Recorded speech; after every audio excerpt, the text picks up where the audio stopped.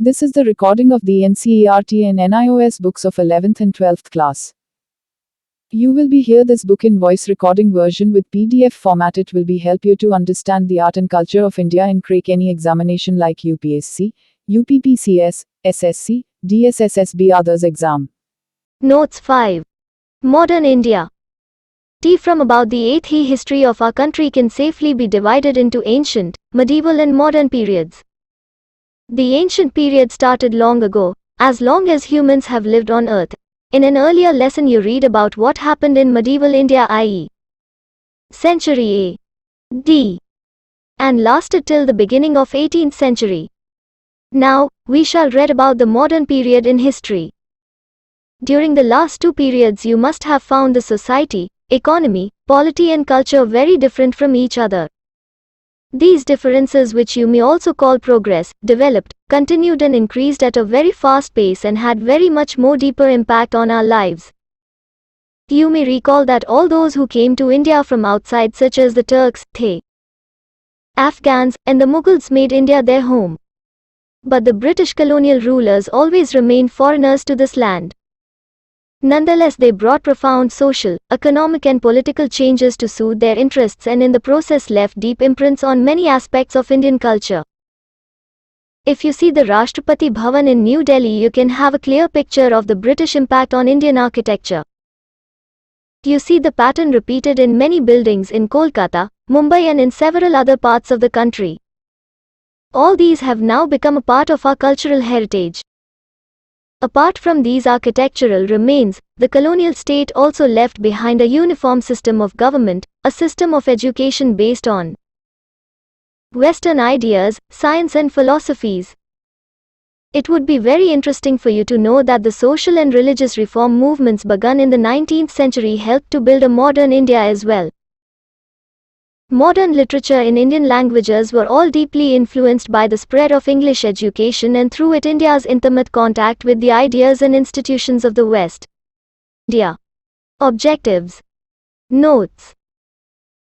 After reading this lesson you will be able to trace the events that were taking place in the West during the 18th century and their impact on India, describe the closing years of 18th century India, examine the social conditions of the Hindus and Muslims during this period, list the contributions of social and religious reformers like Raja Ram Mohan Roy, Swami Dayananda Saraswati and others, appreciate the role of press and newspapers in generating nationalism among the people, and appreciate India's struggle for independence. 5. A rise of the West and its impact on India. From 1450 onwards, three important developments had changed the shape of Europe. The invention of printing press, the beginning and the spread of the Renaissance and the Reformation movements, and the discovery of new trade routes. Thereafter, Europe made great progress in the fields of science, exploration and gunnery. Soon, their armies and navies became the best in the world. Scientific education began to spread. Logic and reason thus became the touchstone on which the old dogmas and learning were tested. Among these European countries, the Portuguese and then the Dutch, the French and finally, the British entered into a race to control the trade from India. The British ultimately succeeded in not only controlling trade but also the country, and for about 2 centuries. India remained under her domination, where her entire human resources were recklessly exploited and her wealth was drained away for the benefit of the ruling nation.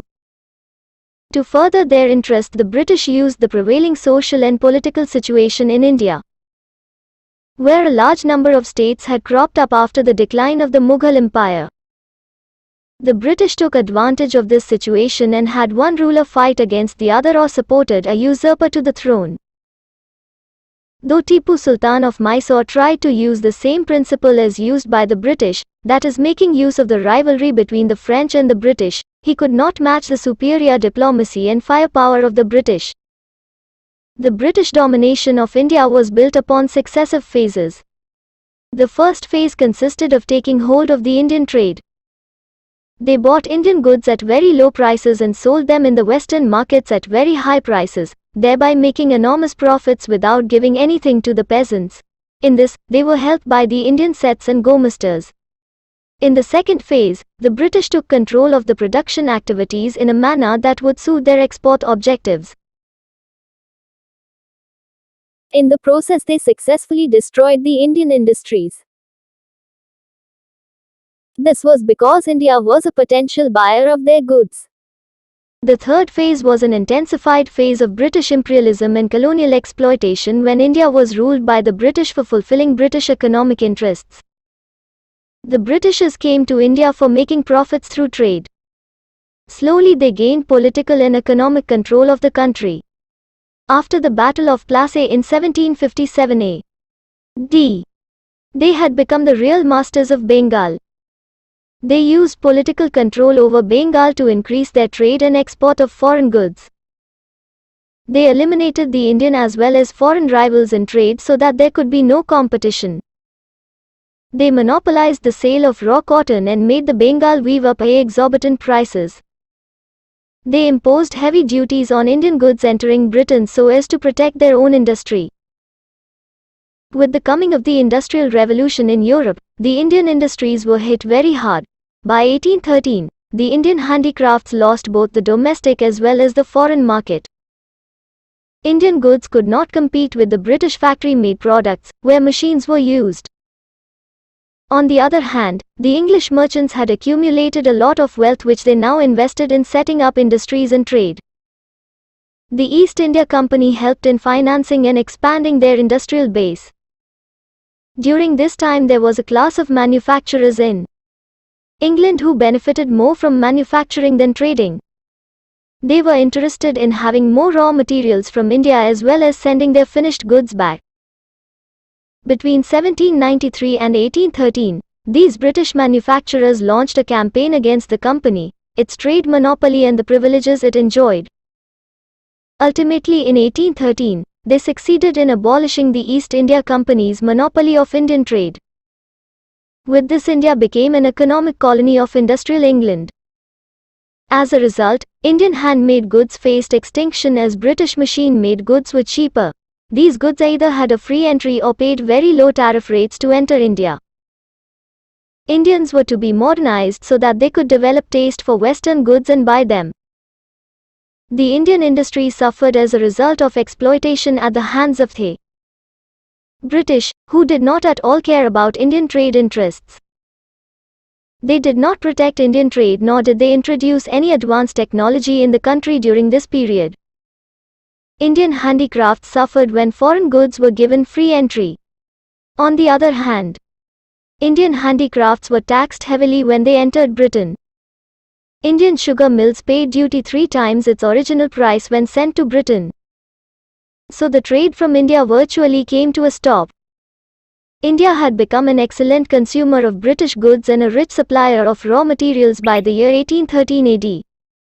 Since England wanted to exploit India for commercial gains, that is, by buying raw materials and selling finished goods, they introduced steamships and railways in India. The railways opened a vast market to the British and facilitated export of Indian raw material abroad. Notes: do you know that it was in 1853 that the first railway line running from Bombay to Thane was opened to public? The railways connected the raw material producing areas with the exporting ports. As a result, British goods flooded the Indian market. Do you know that the railways played an important role in the national awakening of the country, too? They helped to bring people and ideas come closer together, something that the British had never anticipated. Isn't this ironical? Do you know that it was again in 1853 that Dalhousie opened the first telegraph line from Calcutta to Agra and also introduced the postal service in India? India in the 18th century was a picture of many contrasts and contradictions. Economically, agriculture was the main occupation of the people. Since the rulers were constantly at war, they did not have the time to improve agricultural conditions of the land. Foreign trade was flourishing under the Mughals.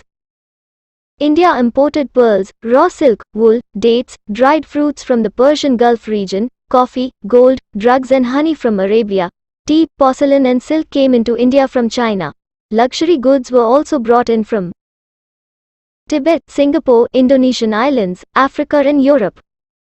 Indian exported raw silk, silk fabrics, indigo, sugar, pepper and many other things. India's cotton textiles were famous all over the world. Modern India. In spite of such a favorable balance of trade, India's economic condition could not improve because of constant warfare. Within the country, there were revolts of the Sikhs, Jats, Marathas and from outside, foreign invasions, like that of Nadir Shah, 1739 A.D. and Ahmad Shah Abdali, 1761, were common. By the 18th century, European countries like France, England, Portugal and Spain were interested in trading with India. They helped in creating more political and economic instability in the country and ultimately they destroyed its economy. But, by this time, India's fame had spread all over the world as a land of beautiful handicrafts. Socially, there was no unity of pattern in the social and cultural life of the people.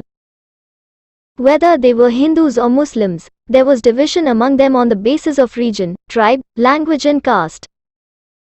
Caste rules were to be observed in matters of marriage, diet, interdining as well as in choosing a profession. Anyone found disobeying rules was most likely to be thrown out of the community. In the field of science that India, which was so advanced, had by now neglected her mathematics and sciences. They remained ignorant of the advances made in the field of science by the West. Teachers were respected in society during those times. Education was steeped in tradition. The students were taught reading and writing along with arithmetic. Girls seldom went to school. Education was not patronized by the state, but by local rulers, members of the aristocracy and benevolent contributors. Hindu-Muslim relations. Friendly relations existed between the people of the two religions. Religious tolerance was practiced. The wars were political and fought for selfish reasons rather than for religion. Members of both the communities participated in each other's festivals. Many Hindus had faith in Muslim saints while many Muslims showed an equal respect for Hindu gods and saints. In fact, the upper class Hindus and Muslims had many more things in common with each other than with the lower classes of their own community. Besides, the Muslims had adopted the Indian style and culture so well that it was difficult to distinguish one from the other. 5. Teen social conditions. By the turn of the century, the condition of women had little to be happy about. The birth of a girl child was considered to be unfortunate. Girls were married off in their childhood. Polygamy was permitted. Women had no right to property or divorce. Perpetual widowhood was the injunction of the society, especially amongst the upper castes. These widows could not wear colored clothes or attend marriages since their modern India presence was considered inauspicious. As child marriages were common in such occasions, sometimes even the infant girls became widows and were condemned to perpetual widowhood. Notes: inter-caste marriages were not allowed. Even the prevailing social system did not permit a person from a lower caste to eat with a person of a higher caste. The condition of Muslim women was much the same. They faced immense hardship due to the practice of purdah, polygamy, lack of education and rights to property. 5. Char social and religious reformers. Christian priests came to India along with the employees of the East India Company to perform their religious rituals at the time of baptism, marriage, burials and church service. But these priests soon started preaching Christianity to the non-Christian employees of the company as well. Slowly they started opening schools that were attended by the Indian children.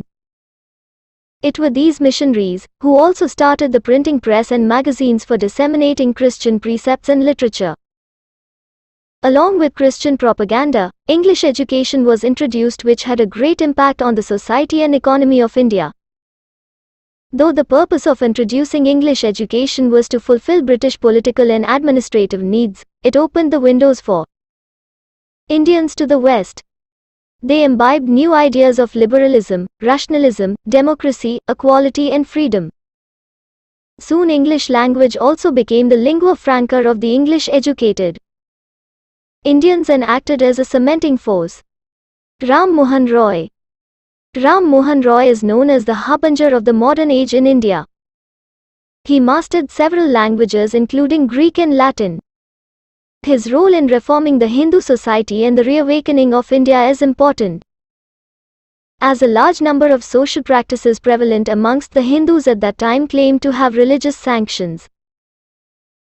Raja Ram Mohan Roy cited extensively from the religious texts to show that this was not true.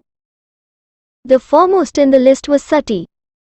Sati was immolation by a widow on the funeral pyre of her dead husband, which had become a self-practice in different parts of Bengal and Rajasthan.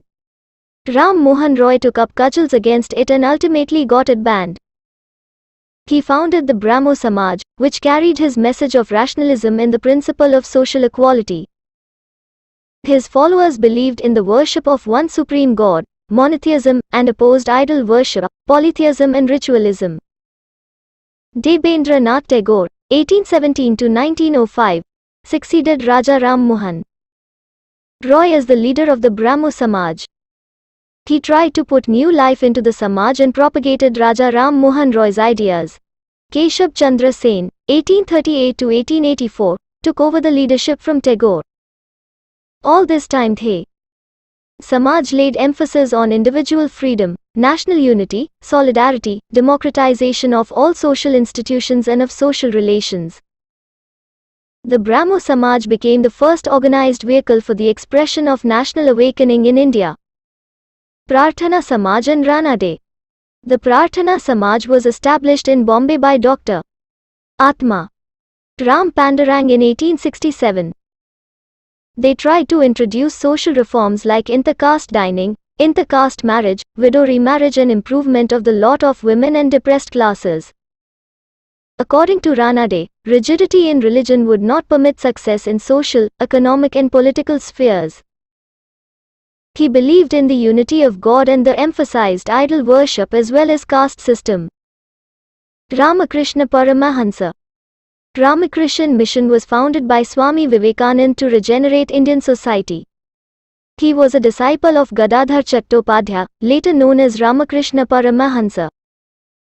Vivekananda gave final shape to the teachings of Ramakrishna Paramahansa. He advocated liberty, free thinking and equality. He emphasized oneness of all religions. He promoted the Vedanta philosophy, which he considered to be the most rational system of thought. Theosophical Society and Annie Besant. The reform movement was also strengthened by the Theosophical Society founded by Madam H. P. Blavatsky, 1837–91, and Colonel H. S. Olcott along with others. Annie Besant promoted studies of ancient Indian religions, philosophies and doctrine. She also established the Central Hindu School to encourage education. Narayana Guru. Narayana Guru was a great saint of South India. He was born in Kerala in September 1854. He underwent preliminary education under the guidance of a local teacher. He became well versed in Malayalam, Sanskrit and Tamil. He had set his heart on the path of renunciation right from his adolescent days. After his parents died, he set out on his journey in quest of true knowledge. He came in contact with Chatambi Swamigal. They became great associates. They spent their time serving holy men, meditating in solitude and making pilgrimages. Notes. Both Swamigal and Narayana realized that the all-round progress of Kerala depended on the goodwill and cooperation among the Nayar and the Ezhava communities, in which they were born respectively. The conflict between these two communities threatened to ruin Kerala. They decided to work to bring the two communities together. Narayana Guru was a social as well as religious reformer. He lived a life of an ascetic and did much to improve the spiritual as well as the social life of the people of Kerala. Muslim Reform Movement.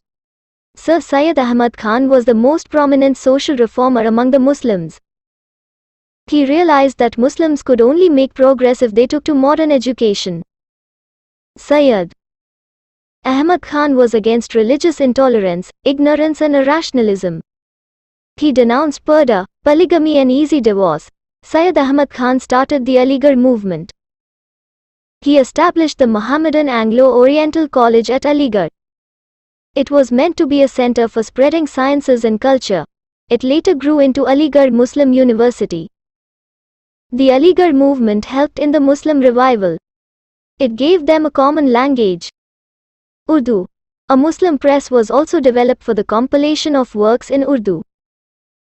Unfortunately, in his later years Syed Ahmad Khan encouraged the Indian Muslims not to join the national movement. He felt that education and not politics was needed by them. In a way, he encouraged the forces of communalism and separatism at this stage. Social reform. Do you know that nearly all religious reformers contributed to the social reform movement too?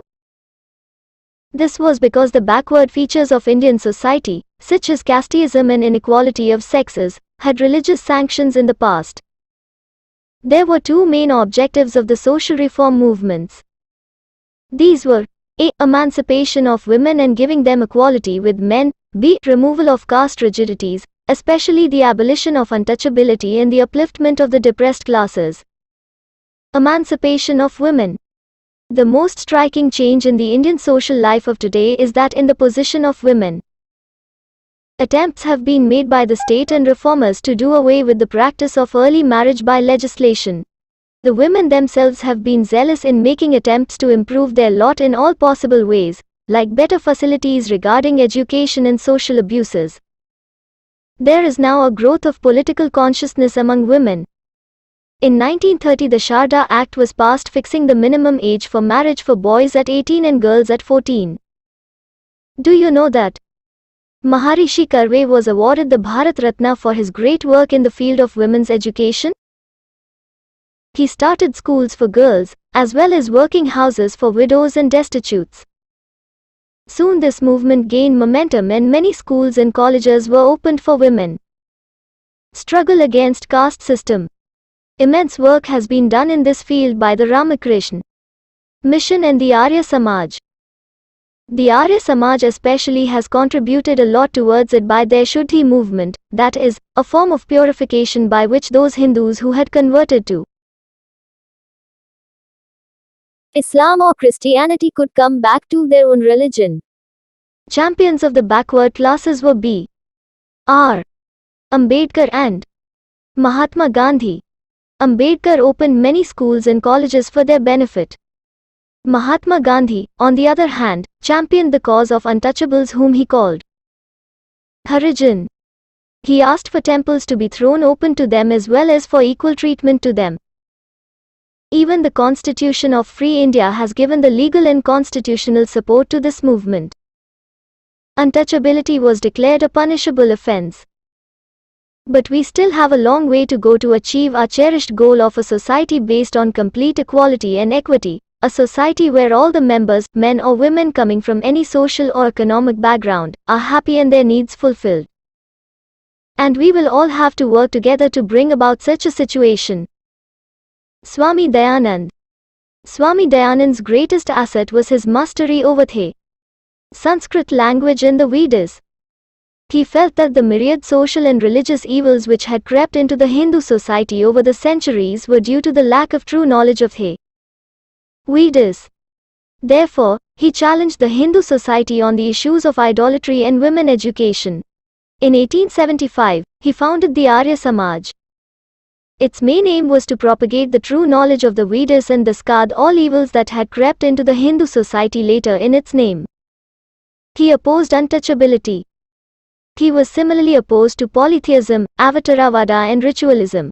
His slogan was, "Go back to the Vedas whose authority he accepted." Notes. For the first time in the history of India, the Vedas were printed in India under his patronage. Personally, his most important work was Satyartha Prakasha, the light of truth. In 1883, Swami Dayanand left his body after an eventful life. His followers started a Dayanand Anglo-Vedic Dev School and College in Lahore, now in Pakistan, in 1886. This Dev movement has carried forward his work since then and now has over 750 institutions under one umbrella. As a result of the works of these two pioneers and other equally well-known personalities in organizations like Ishwar Chandra Vidyasagar, Radhakanta Deb, the Theosophical Society and the Arya Samaj, a large number of people in eastern and northeastern India were substantially awakened and many of the social evils were banned with the help of the Britishers. Jyotirao Govindrao Phule, 1827–90. Known popularly as Jyotiba, Jyotirao Govindrao Phule was born in Pune, 1827, in a lower caste family of Malis. According to him, the only way to improve the lot of the lower castes and women was through education. So he opened a school especially for the lower castes and also started the Satya Shodhak Samaj in 1873. His main aim was to seek social justice for the people belonging to the so-called untouchable and backward classes. Recognition for this work came to him in later years and he was elected to the Pune municipality as a member. Pandita Ramabai, 1858–1922. One of the most important names among women social reformers of this time in India and more so, in Maharashtra, is that of Pandita Ramabai. After her parents died, she along with her brother continued to travel from place to place, giving discourses on the Puranas. Consequently, her reputation as a scholar and religious speaker spread far and wide that the Pandits of Kolkata also invited her to address the people of the city. Everyone was astounded by her knowledge and elocution. So people began calling her Pandita, a title bestowed on the learned women. In 1882, Ramabai moved back to Pune. Naturally, she was drawn to the Prarthana Samaj, a Reformation society which was propagating the message of the Brahmo Samaj in 70 Maharashtra. Here, she also concentrated on improving the condition of women. In 1890, she started Sharda Sadan, a home for widows. Mahadev Govid Ranade, R.G. Bhadarkar, Dadabhai Nauroji, Bairamji Malbari were other well-known personalities who worked for social reforms in Western India. Notes 5. Panch Press and the growth of modern Indian languages and literature. In 1798, lithography was invented. It used the specially prepared surface of a stone for printing a script, a picture, or drawing. A large number of copies of the same text could be printed in this way. From about 1820 onwards, hundreds of pamphlets and books were printed, which catered to the needs of the growing literate population of India. It was the biggest boon which the West had conferred on India.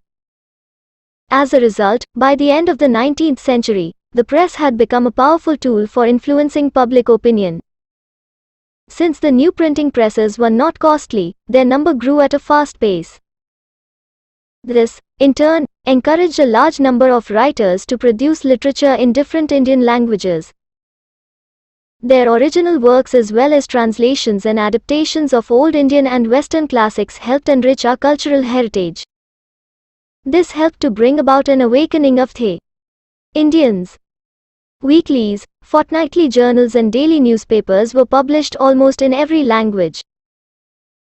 Although the total number of readers of newspapers was small as compared to their number in the European countries, a whole new set of national literature in the form of novels, essays and poems played a significant role in generating nationalism. Bankim Chandra's Anandamatha, Dinabandhu Mitra's Neeldarpan, Bhartendu Harish Chandra's Bharat Durdasha, Lakshminath Bezbarua's works in Assamese, Subramanian Bharti's writing in Tamil and Altaf Hussein's works in Urdu stirred the minds of the Indians. Role of newspapers.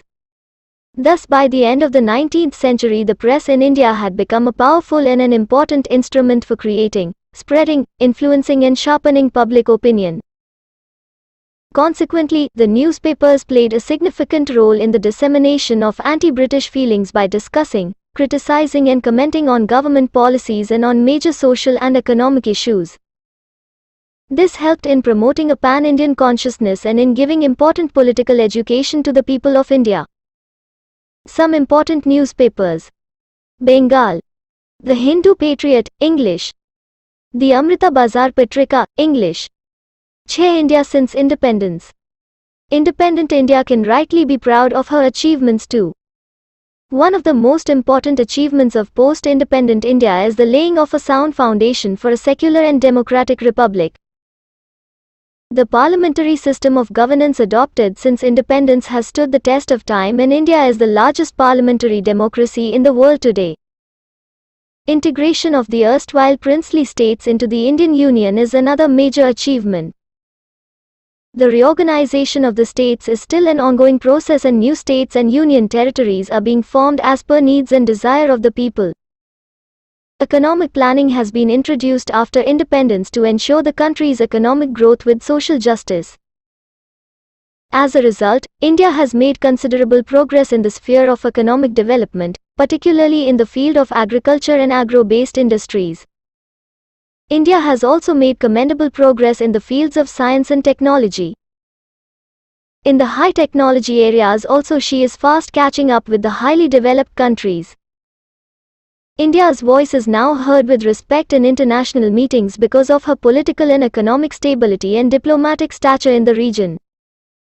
The issue of India becoming a permanent member of the UN Security Council is similarly gaining wide acceptance today. 5. 6. 1. Nationalist movement, the beginning.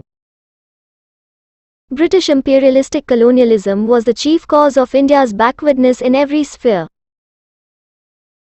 Indians were now coming to realize this truth. The peasants and the workers were the worst victims of British greed and apathy. The industrialists and the capitalists were also not satisfied with the British rule. The intelligentsia at this time played a significant role. They were the first ones to realize the true nature of British rule in India. Their initial hope that the British would be benevolent rulers was shattered. Now they could see that British were greedy and selfish, guided by sheer personal self-interest and that of Britain in general.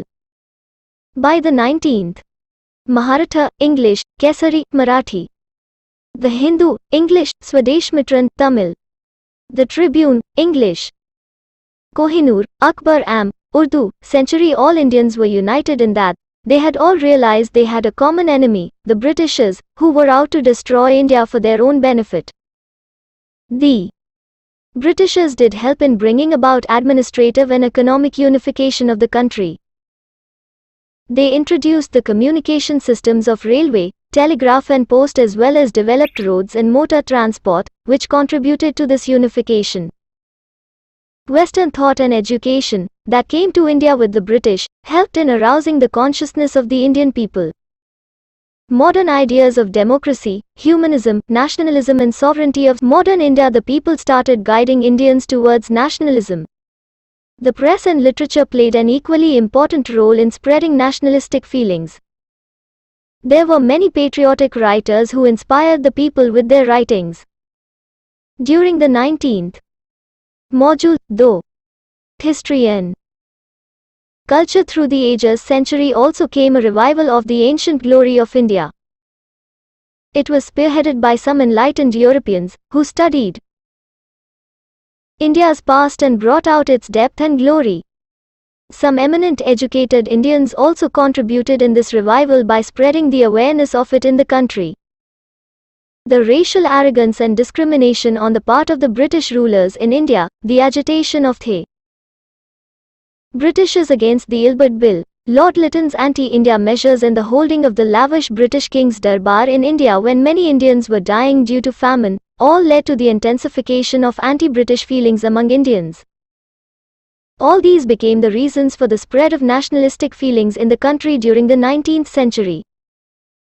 These feelings took the form of a nationalistic movement with the advent of the Indian National Congress, started by A.O. Hame in 1885. The history of the Indian National Congress became the history of the nationalist movement in India. The Congress did not achieve much politically during this period, that is, in the first 20 years of its inception. But it did succeed in creating political awareness and a feeling of unity, the roots in the national movement. The formation of the Muslim League is considered to be the first fruit of the British master strategy of divide and rule. The British were happy that they had succeeded in separating the 62 million Muslims from the Hindus. Thus arose the evil monster of communalism in our country, the Home Rule movement. The First World War broke out in 1914. The Congress decided to support the British. It was believed, especially by the moderates, that the British would be obliged to grant freedom to India after the war. But it was soon realized that this hope would not be fulfilled as the war was being fought to retain colonies. Consequently, two Home Rule Leagues were set up during 1915-16. One was started by Tilak at Pune and the other by Annie Besant at Madras. These leagues aimed at the achievement of Swaraj or self-government. They gave the Indian nationalists a definite goal to achieve. The movement avoided violent or revolutionary methods. The Home Rule Leagues worked as auxiliary units of the Congress. 5, 6, 2, 1905-1918 period. The period between 1905 and 1918 in our national movement is called the era of extremists. The extremists criticized the moderates on these grounds: failure to define India's political goals, using mild and ineffective methods, and failure to make the movement a mass movement. The extremists believed in direct political action and in demanding Swaraj or self-rule instead of constitutional reforms. The radical faction of extremists was led by the trio popularly known as Lal, Bal, Palai. E.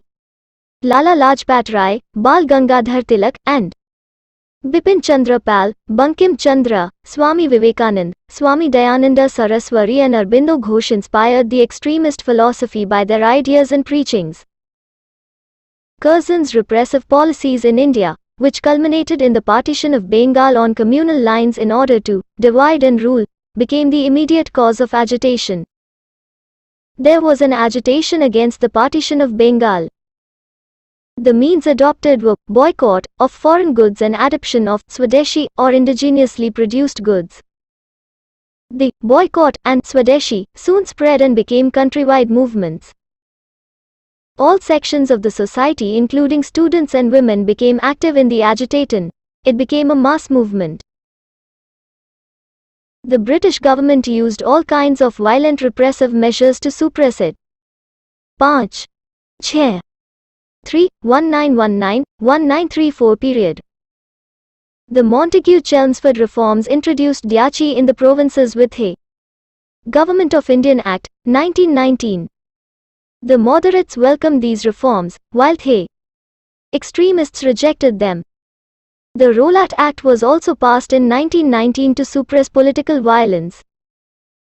At this juncture appeared a new face in the political arena of India's freedom movement. This was Gandhi, who filled the vacuum created in the top leadership of the Congress. Gandhi had led the movement against discrimination meted out to Indians in South Africa. He had used the political weapon called Satyagraha, truth force, or love force, or soul force. His first triumph in India was the Champaran Satyagraha. This was the beginning of the third phase of the freedom struggle, which can be called the Gandhian era. A movement against the Rowlatt Act was launched.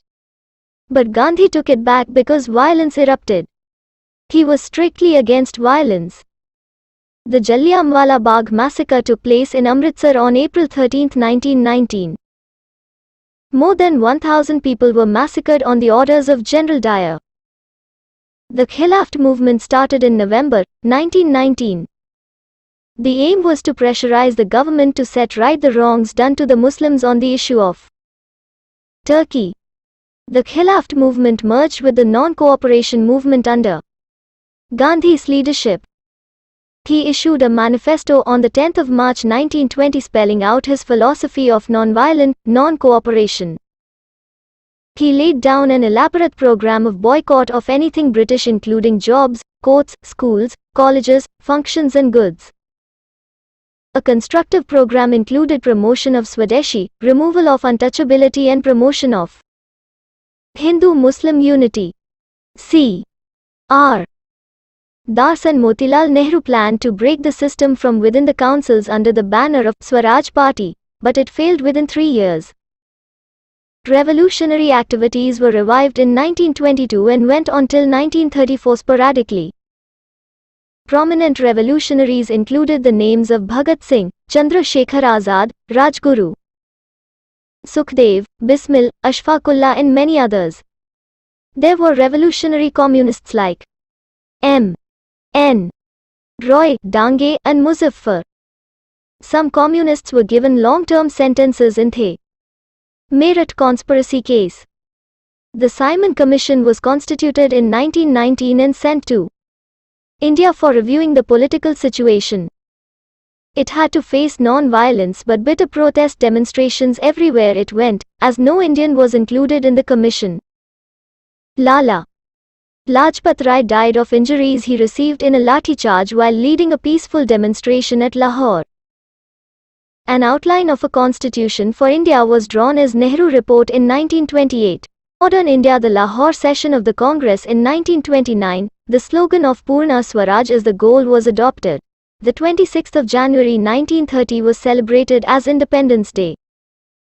Gandhi undertook Salt Satyagraha, popularly known as Dandi March, on the 6th of April 1930. The civil disobedience movement went on till 1934. In between there was the Round Table Conference. But the movement had to be suspended. Gandhi retired from the Congress in October 1934. Gandhi took up the cause of the depressed classes and the untouchables, whom he called Harijans. The Harijan Sevak Sangh was established. 5. 6. 4. Achievement of independence. In 1935, Government of India Act was passed. It evolved a concept of All India Federation. Provincial autonomy was introduced. Only 14% of the population could vote. Separate electorates were provided for Muslims, Sikhs, Indian Christians, Anglo-Indians and Europeans, among others. The Act discouraged the emergence of national unity, encouraging separation and communalism. The Congress condemned the Act, but it decided to take part in the elections. Elections were held in 1937. Congress ministers were formed in 7 out of the 11 provinces. This brought relief to the people in various ways. Socialist ideas grew both within the Congress as well as outside it. Prominent Congress leaders like Nehru and Bose were also influenced by socialist ideas. The British policy of divide and rule led to communalism. The British rulers started playing one community against another. They tried to stem the rising nationalism by appeasing the Muslims and inducing them to ask for privileges as minority rights. Communal electorates were aimed at the same target of dividing an Indians and weakening the national unity. As a result of communalism, the two-nation theory was evolved in 1938 and clearly spelt out by Jinnah in 1940. Non-Muslim communalism never assumed such serious dimensions as the Muslim communalism. It was rather a reaction to the latter. A session of the Hindu Mahasabha was held at Benares in 1933. The Arya Samaj established by Swami Dayanand and the Shuddhi movement under the auspices of the Samaj were important movements for strengthening and purifying the Hindu community. Dr. Hedgewar founded the Rashtriya Swayam Sevak Sangh, RSS. This was aimed at awakening and organizing the Hindu people as well as imbibing in them an intense spirit of nationalism. The Shakha technique was evolved for this purpose.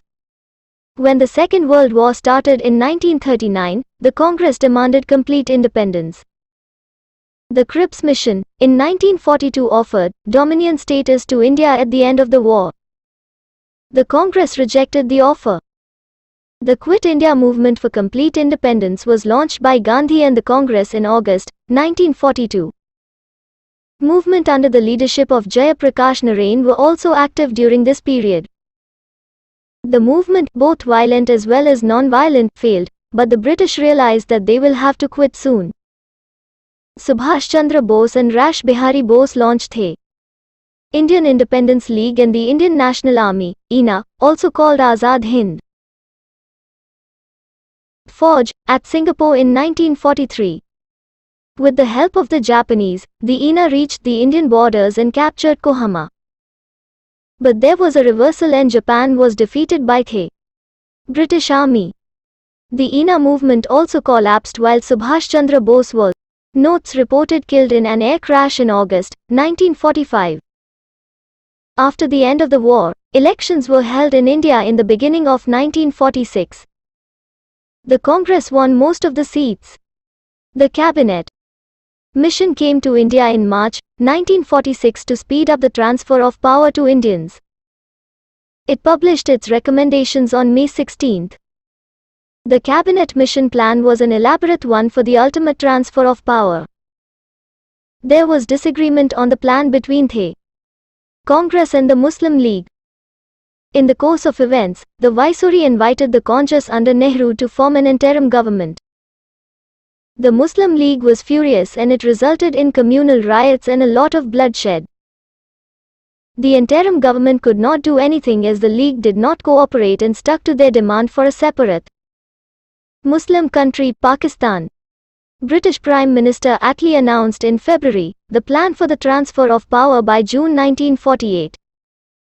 Lord Mountbatten was sent as Viceroy to India in March to make arrangements for the same. The Congress had to accept the partition of India due to many pressures, especially because of the widespread communal bloodshed and the uncompromising attitude of the League and Jinnah. India became free on 15 August 1947 after partition.